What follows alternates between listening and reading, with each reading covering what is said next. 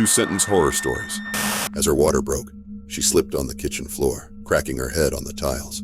She came around in excruciating pain, watching the pale yellow rope between her legs pull taut as her St. Bernard played tug-of-war with a glistening lump of meat. When I found my brother's blow-up doll, my friends cheered as I began to inflate it. I stopped the moment I noticed the permanent marker drawings on it resembled my tattoos. I was excited to lose my virginity to him, as he was the first person to look past my horrible stutter. As he wrapped his fingers around my neck and started squeezing, he whispered in my ear, "The safe word is hippopotamonstrosis squipedaliophobia." Admiring the craftsmanship that went into the wooden chair my grandfather made me as a child, I could almost hear his words. That chair will outlive all of us. After decades collecting dust in my attic, it doesn't so much as creak when I step up onto it. "I love it," she said, holding the little black dress up by its hanger. "But it'll be at least 9 months before I'll be able to squeeze into it." "There are 2 parts to that gift," her husband replied. After the spicy video call with my boyfriend, I didn't want to be the one to hang up first. I guess he thought I did, because I heard him say, "Hope y'all enjoyed the stream. Next time I'll be accepting requests." After yet another failed exorcism, the priest desperately pleaded, "Who are you, foul demon, who has tortured this boy for months until he behaved as a wild beast, foamed at the mouth and spoke as if not truly himself?" Despite the village's best attempts to save him, everyone bitten in the boy's fits of madness would soon follow, for the demon's true name would not be known to this era. She removed the needle and waited for the heroine to ease her agonizing withdrawal cramps. Sometimes they were so intense, it felt like something was kicking her insides. "Please help me. Some guy chained me here a few months ago," she tearfully pleaded after seeing me approaching. Seeing the blood running down her legs, I grabbed a shovel and bluntly asked, "Are you the tramp that's fucking my husband?" "You're young, beautiful, and yet so mature," the vampire said as he sunk his fangs into my neck. "And that's how I came to spend eternity with a guy I was attracted to in my early 20s. She had been waiting on her ex-husband's porch for what felt like an hour to pick up their daughter when a young couple approached. "Hi," they exclaimed with jovial grins. "We're the new homeowners. You only gave the AI your mother's picture because you had no videos left of her breathing, talking, loving you. Later, when her face appeared in a laundry detergent ad, you cried at your work desk." "It's a girl, my lady," the midwife said as she handed the squalling infant over. The queen forced a smile, clutching the child to her breast, and prayed the king's next punishment might finally make her barren and end this farce.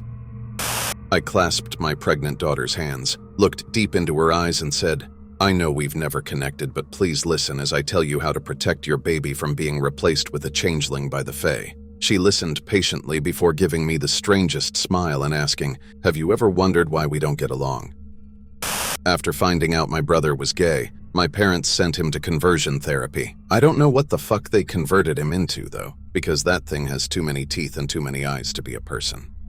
Finally alone in a bathroom cubicle, she eased the condom from inside her, hoping with everything she had that it hadn't burst. She needed the pee it contained to pass the government-mandated pregnancy test to cross the state line. To protect our children, my administration will be implementing minimum life sentences, forced sterilization, hard labor, and torture for sex criminals. Tomorrow, my administration will define sex criminal. There were 500 families on the ship when a voice calmly said, "Women and children first." The lifeboats were lowered, filled with mothers clutching their children, drifting into the fog, while below deck, the men carved symbols into the steel and began the chant to summon the Kraken. I sighed as I flushed my wife's secret stash of drugs, angry that she'd continue using behind my back after the promise she made. After all, God gave her Parkinson's disease for a reason. On his 18th birthday, Tom was finally old enough to use the predictor of death machine. He placed his hand inside, and it printed while celebrating, so he never smiled again, just in case. "It really seems like much of your emotional trauma stems from your being homeschooled, but we'll have to address that in the next session, as we're out of time," her therapist said slowly, as she looked at her watch. Esther looked up at her therapist, wiping away tears, and asked, "Mom, do we have math next?" "The uterine biopsy revealed your child is female. The procedure to change your child to male is now covered by your insurance, available as early as 15 weeks, and now only requires the father's approval. When I was 5, I died for 6 minutes. When I came to, my parents made me swear to never tell anyone why." The man begged, "Por favor, soy inocente," but the executioner's apprentice still swung his axe. The executioner breathed a sigh of relief. It really was easier to start them on prisoners who didn't speak English. When the psychic told me my wife would soon die in childbirth, I knew it was all a scam because my wife is infertile. I should have considered that she is also a midwife. I pulled a face at the balding, middle-aged security guard, telling me I needed to smile more as I walked past. No, seriously, sweetheart, he continued. Those things haven't mastered smiling yet, so it's the only way we can tell if you're human. 1 line and you can have the champagne, her boyfriend said. 2 lines and you'll have to take the white pill with it, he added, handing her the pregnancy test. Mommy, I don't like this park because it's full of creepy old people, whispered the little girl. You'll just have to get used to it, baby, because you're going to be resting here for eternity, her mother replied softly, tears dripping on her daughter's headstone. Mommy, you finally woke up. The child beamed excitedly as the doctor brought him into the room. Before the coma, I did not have any children. Hey sis, I got lost. Can you come pick me up? Asked the latest text from my brother, which was quickly followed by a location pin. I read the message a few times over while waiting outside the police station, where my brother was finishing up his stolen property report. I'm giving you $28. Don't lose any money on your way to the store, the man said, as he put the money in his kid's pocket. After his kid left, he began thinking how he was going to punish the kid, as he had put $26 in his pocket instead of $28.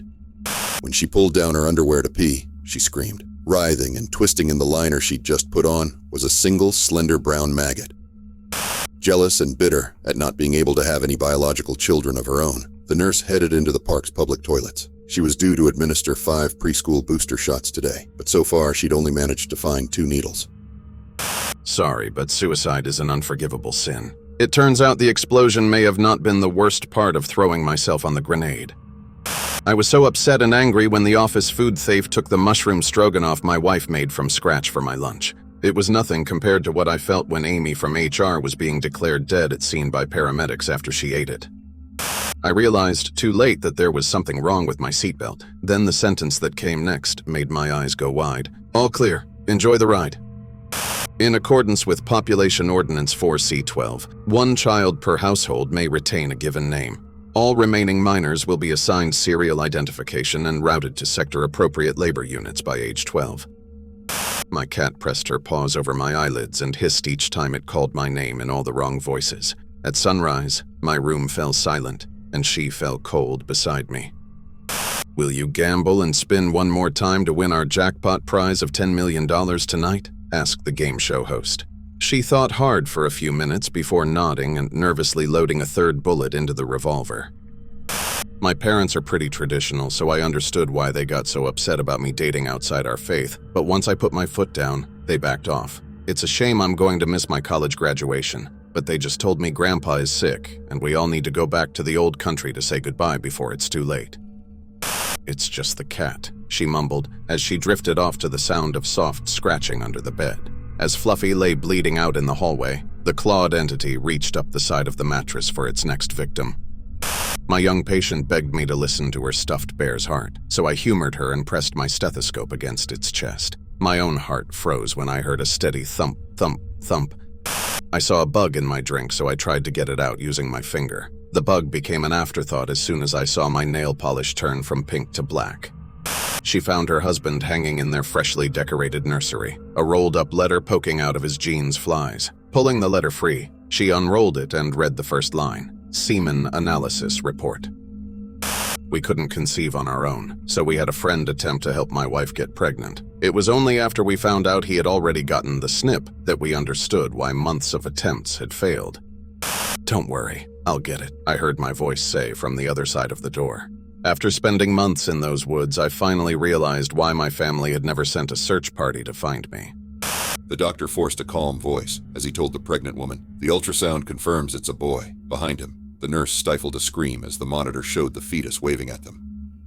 I laid in bed in the basement with my boyfriend as he rubbed my swollen belly and popped in the same old tape we watched every day.